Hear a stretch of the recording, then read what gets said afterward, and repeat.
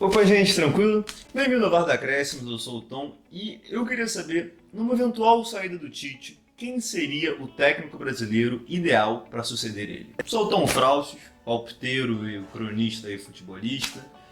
Hoje estou com a camisa do RS10, time de várzea do Recreio dos Bandeirantes, do qual tenho muito amor em jogar com. Mas o assunto de hoje é sobre 3 possíveis nomes para uma eventual saída do Tite pós-Copa América ou no início das eliminatórias. A gente sabe que o Tite já não tem mais as mesmas seguranças de antes. Não acho que ele vai ser demitido caso não ganhe a Copa América, mas um trabalho muito ruim nos próximos 6 meses ou um ano pode culminar numa demissão. Ainda mais que a gente sabe que o futebol brasileiro é imediatista, é resultadista. E é por isso mesmo que eu quis trazer 3 nomes aqui e avaliar os prós e contras de cada. Vamos lá. E bom, antes de entrar no assunto Tite e seus sucessores como um todo, eu ia pedir para você deixar a sua curtida e se inscrever no canal também, porque você que gosta de futebol sabe que o jornalismo de esporte no Brasil é muito precário e a mídia independente é o que vem salvando, então ajuda a gente que a gente ajuda você de volta.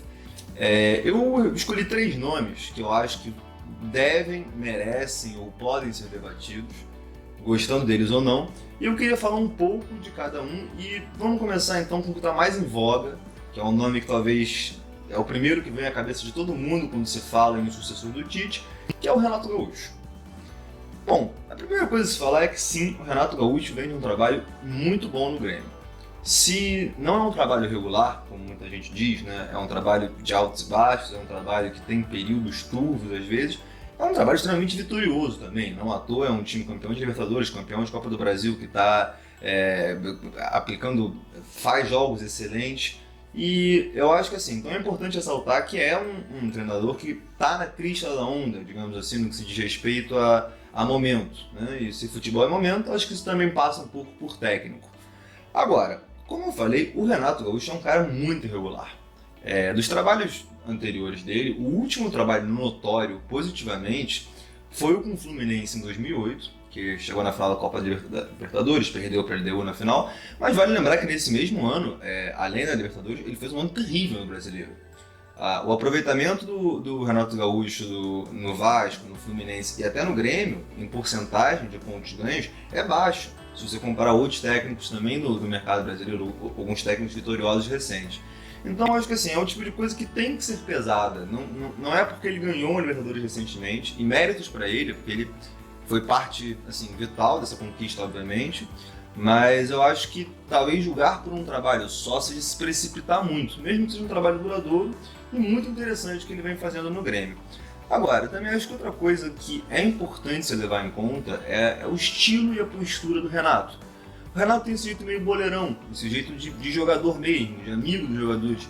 Isso pode ser muito positivo e muito negativo, porque a gente tem um time, né, brasileiro, principalmente o principal jogador, o jogador-chave, que é o Neymar, que é muito mimado, que é um jogador que parece que sempre cobra dos seus treinadores um respeito que não necessariamente se deve dar.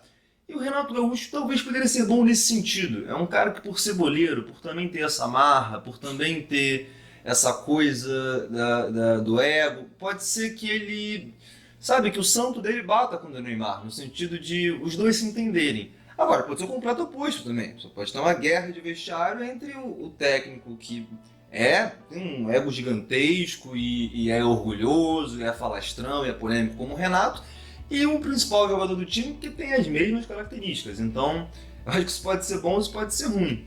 E querendo ou não, goste ou não do Neymar como pessoa, ele é talvez o melhor jogador brasileiro, no que diz respeito à técnica.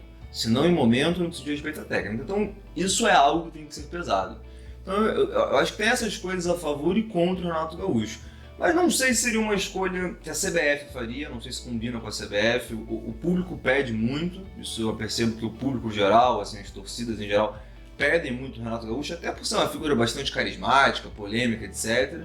Mas, honestamente, eu acho que isso tem que ser analisado. É um cara irregular e é um cara que poderia causar atritos, assim como poderia resolvê-los, né? Situação mais ou menos parecida com a que o Tite passa agora, de apaziguamento do Neymar. E agora o nome que eu vou falar, calma, não se assusta ainda. A gente vai falar agora do Fernando Diniz. Bom, Sim, eu sou tricolor, mas isso não é clubismo, nem é ilusão de um cara que está vendo um técnico que está conseguindo resultados improváveis à frente do Flu. Tem uma razão para eu achar que o Diniz daria muito certo na seleção. A primeira coisa que você pode dizer contra o Diniz é a falta de experiência. O que de certo modo é mentira, vai. O Diniz tem mais de 10 anos de carreira. Tudo bem que boa parte dele, dessa carreira passada no interior de São Paulo, fez campanhas memoráveis com o Audax, com o Oeste, se eu não me engano com o Botafogo de São Paulo, com o Ferroviária, mas ele, assim, em times de grande expressão, digamos assim, que na carreira dele foram o Fluminense atualmente e o Atlético Paranaense, ele 2 anos para cá. Só que vale lembrar que seleção, ainda mais sul-americana, tem um histórico de não ter técnicos muito experientes. Vale lembrar que o Dunga não tinha sequer curso de técnico quando assumiu a seleção, era só um ex-jogador famoso. Isso não é raro, Maradona passou por um processo parecido na Argentina. Então, assim, e a coisa da seleção, um aspecto que eu acho que o Diniz leva muita vantagem é que ele é um técnico muito europeu. Deixa eu explicar. Não é só no sentido de estilo de jogo. Sim, o Diniz prioriza a posse de bola, tem influências claras do tic-tac espanhol, né, do Barcelona de Guardiola, da Espanha de Del Bosque, campeão de 2010. Tem influências claríssimas desse estilo de jogo de posse de bola obsessiva, passes curtos, triangulação. Todos os times do Diniz têm uma presença forte de um goleiro líbero, que é uma posição claramente europeia, né, à la Manuel Neuer. E não só no estilo de jogo, como o Diniz também é um cara europeu até um pouco na postura, né? No jeito que ele se comporta, que ele se porta à beira de campo, é um jeito um pouco europeu. É um cara formado, ele não é só ex-jogador, como ele é formado em psicologia. Tem um pouco desse lado justamente... É isso, da influência europeia. E por que eu acho que isso é positivo? Porque numa seleção hoje em dia de 23 convocados, digamos que 20 jogam na Europa há pelo menos 3, 4 anos. Os jogadores, existe um choque de cultura muito grande. Quando você pega um Tite recém-saído do Corinthians e põe em contato com jogadores que estão há 10, 15 anos sem o menor contato com técnicos brasileiros, existe um choque de cultura, de treino, de estilo muito grande. Eu acho que o Diniz seria útil para diminuir um pouco essa diferença, né? Esse abismo tático e técnico que existem entre os futebols, seja para melhor ou para pior.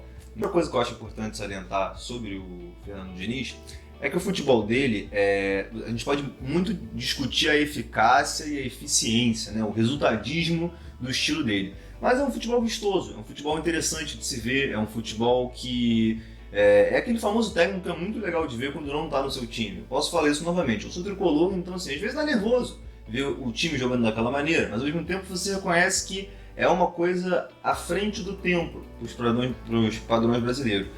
E eu acho que isso é ótimo para um técnico de seleção fazer isso, porque ao mesmo tempo que existe a pressão pelo joga bonito, pelo não só ganhar, mas golear, não só ganhar, mas sobrar em campo, não existe aquela pressão resultadista e imediatista que se tem nos clubes.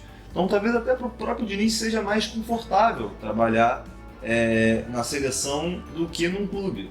Justamente por essa cobrança ser mais pela demonstração de capacidade do que pelo resultado ou pela vitória em si, né?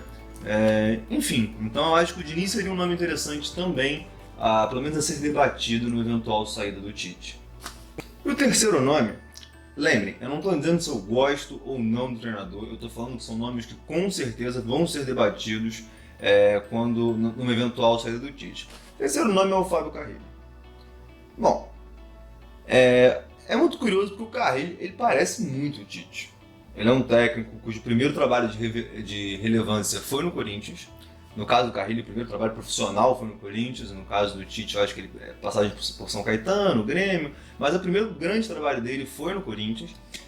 São técnicos de futebol muito burocrático, às vezes excessivamente defensivos, ou retranqueiro. O Carrillo é até um pouco mais do que o Tite, né? O Tite melhorou um pouco isso depois da chegada dele na seleção, mas que tem uma coisa um pouco pragmática, uma relação um pouco pragmática com o futebol. Eu acho que assim, o Carrillo você pode questionar, ele é justamente o contrário do Diniz.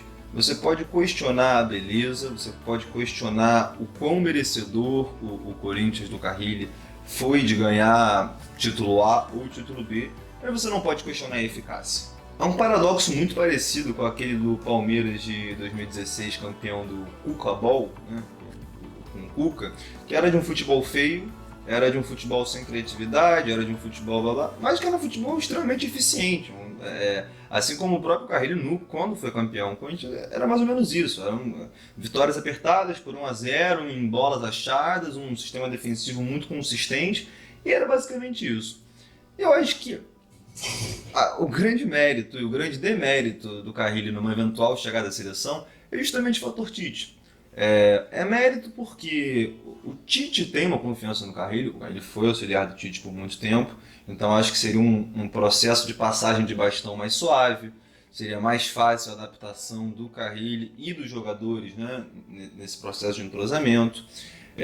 Eu acho que é um esquema tático, ou pelo menos um jeito de se jogar que o Carrilli já está acostumado, as mudanças não teriam que ser tão bruscas, mas por outro lado é um pouco de trocar 6 por meia dúzia. O Carrilli nada mais é do que a versão de uma geração mais nova do Tite. Então, assim, todas as reclamações desse clubismo que o Tite tem, e que cada vez mais são reclamações justificáveis, toda essa coisa da panelinha que se diz que para jogar na seleção do Tite basta ter passado pelo Corinthians ou jogar na Ucrânia, cada vez mais isso é justificável, e a impressão que dá que com o Carrilli poderia ser parecida essa situação. Então acho que, ao mesmo tempo que a semelhança com o Tite pode ser um fator benéfico para ele, pode ser um fator maléfico para ele também na hora dessa balança.